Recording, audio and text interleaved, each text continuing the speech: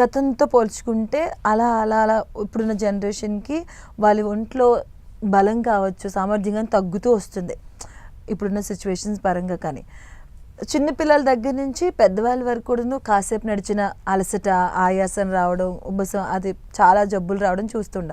So మనం daily బేసిస్లో ఈ 5 పదార్థాలు ఖచ్చితంగా తీసుకోవాలి అంటే ఏ పదార్థాలు చెప్తారండి? సో రెగ్యులర్గా ఏదో ఒక ఫ్రూట్ తినడం అలవాటు చేసుకోవాలమ్మా.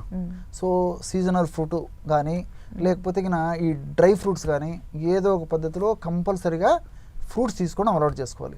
అదేవిధంగా ప్రతిరోజు కూడా ఏదో కొంత ప్రమాణంలో ఉన్న కనీసం బాదాం పప్పు కానీ, పిస్తా పప్పు కానీ, వేరుశనగ కానీ, అదేవిధంగా ఈ పొద్దుతిరుగుడు విత్తనాలు కానీ, అదేవిధంగా గుమ్మడి విత్తనాలు కానీ, పుచ్చకాయ విత్తనాలు కానీ, ఇది ఏదో ఒక పద్ధతిలో ఈ డ్రై సీడ్స్ కూడా కాస్త అంటే కనీసం 7-8 గంటల సేపు నానబెట్టేసేసి ఆ యొక్క విత్తనాలు తీసుకోవడం కూడా మనం అలవాటు చేసుకోవాలమ్మా. సో ప్రతిరోజు ఇది అలవాటు చేసుకోవాలి.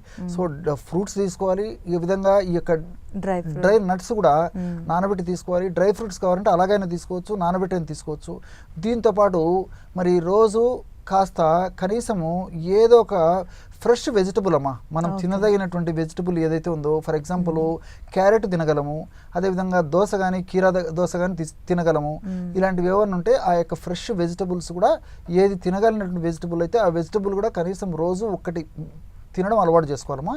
ఇలాంటి చిన్న చిన్న అలవాట్లు మనం ఆహారంలో మనం చేసుకున్నట్లయితే మరి నీరసము, నిస్తరణ, బలహీనత ఇలాంటివి లేకుండా ఉండేటువంటి పరిస్థితి ఏర్పడుతుందమ్మా. కాబట్టి మా fast foods, junk foods, bakery foods ఇలాంటివి ఎంత తగ్గిస్తే అంత మంచిది.